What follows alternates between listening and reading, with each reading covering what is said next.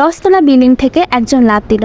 এখন আপনি নিশ্চয়ই তার পিছু নিয়ে লাফ দেবেন না, কিন্তু আমরা প্রতিদিন নিজেদের অজান্তেই নিজেদের 12টা বাজাই, তাও আবার অন্যদের জন্য। কিভাবে? একটু ওয়েট, আপনাদেরকে একটা গল্প বলি। এক পড়াকু ছেলে, নাম তার রিপন, যে পড়াশোনা ছাড়া কিছুই বোঝে না।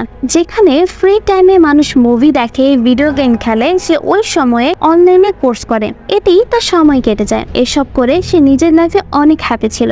এমন সময় তার সাথে ক্লাসের এক ছেলে ফ্রেন্ডশিপ হয়, কিন্তু সে পড়াশোনার বদলে যা আছে সব করত। দারুণ ফুটবল খেলতো, ভিডিও গেমস খেলাতেও সে ছিল দুর্দান্ত।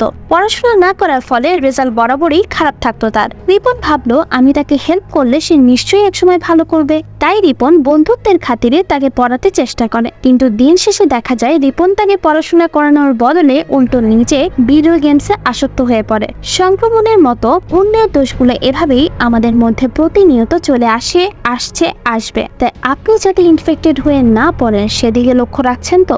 আমরা এটা বুঝতে পারলাম, কোনো মানুষ যদি নিজে থেকে ঠিক হতে না চায়, কারোর সাধ্য নেই তাকে ঠিক করার। আর আমরা যদি নিজ থেকে অপর মানুষটিকে ঠিক করতে যাই, তবে উল্টো তার কারণে আমরাই বদলে যাই। আমাদের মধ্যে অপর মানুষের খারাপ গুণগুলো আসতে শুরু করে। তাই তাকেই সাহায্য করা দরকার যে সাহায্য চায়, আর যে বদলাতে চায় না তাকে তার মতোই থাকতে দেওয়া উচিত। এই জন্যই লেখক রবার্ট গ্রিন তার বই 48 লস অফ পাওয়ার্সে বলেছেন, always avoid unhappy and unlucky people. যে মানুষ নিজে অখুশি, ছোট ছোট বিষয়ে কমপ্লেইন করে, অল্পতেই অন্য মানুষের দোষ ধরে, অল্পতেই রেগে যায়, অন্যদের পিছনে তাদের নিয়ে গসিপ করে, সে আপনার মধ্যে নেগেটিভিটির বিস্তার করা ছাড়া আর কিছুই করবে না। সে তো বদলাবেই না, উল্টো আপনি এমন মানুষের সংস্পর্শে থাকলে আপনার মধ্যে পজিটিভ যে জিনিসগুলো ছিল তাও আস্তে আস্তে শেষ হয়ে গিয়ে আপনিও তার মতন চিন্তা করা শুরু করবেন। আপনার শান্তি শেষ।